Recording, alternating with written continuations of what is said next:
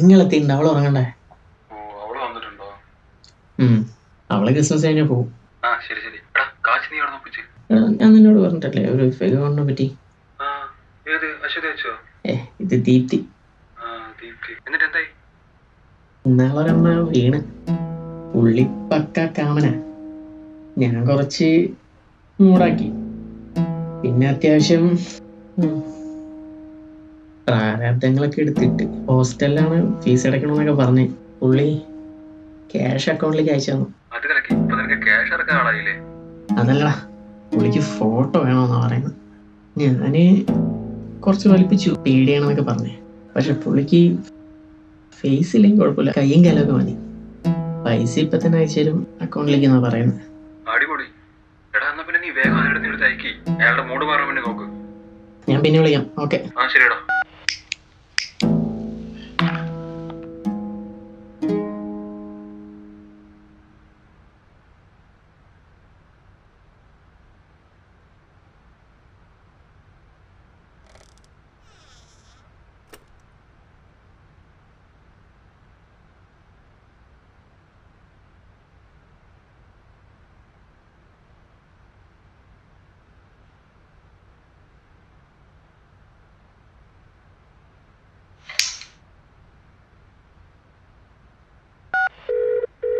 എടാ ഞാനേ കല്യാണ വീട്ടിലാന്ന് മൈലം ചുട്ടോണ്ടിരിക്ക. നീ പെട്ടെന്ന് പറ.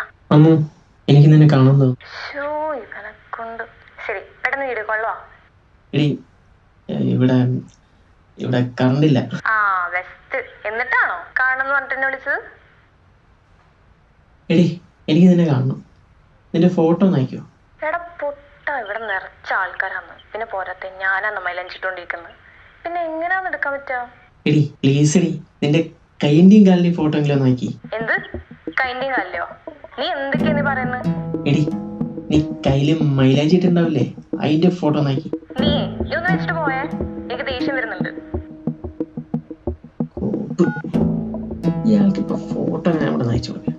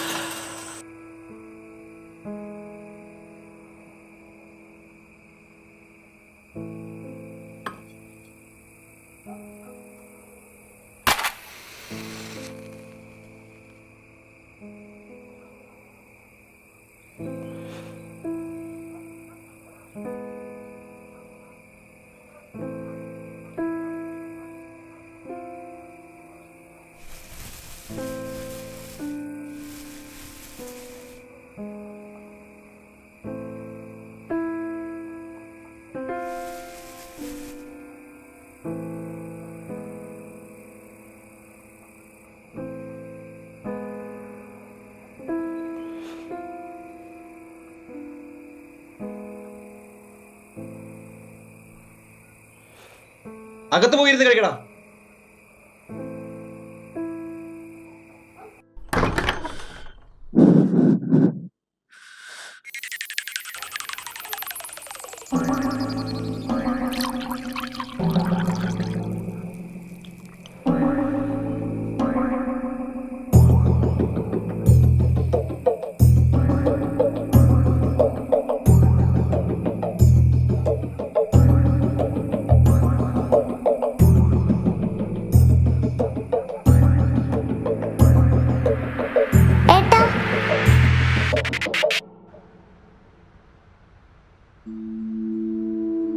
മോനെ തൊമ്മ, അവിടെ പൊന്നു പോലെ നോക്കിക്കോണേ.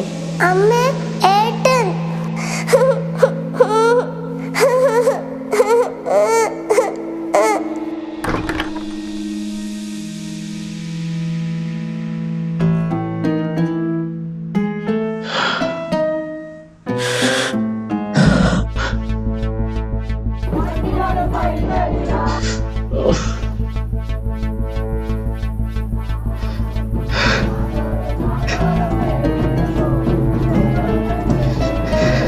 Thank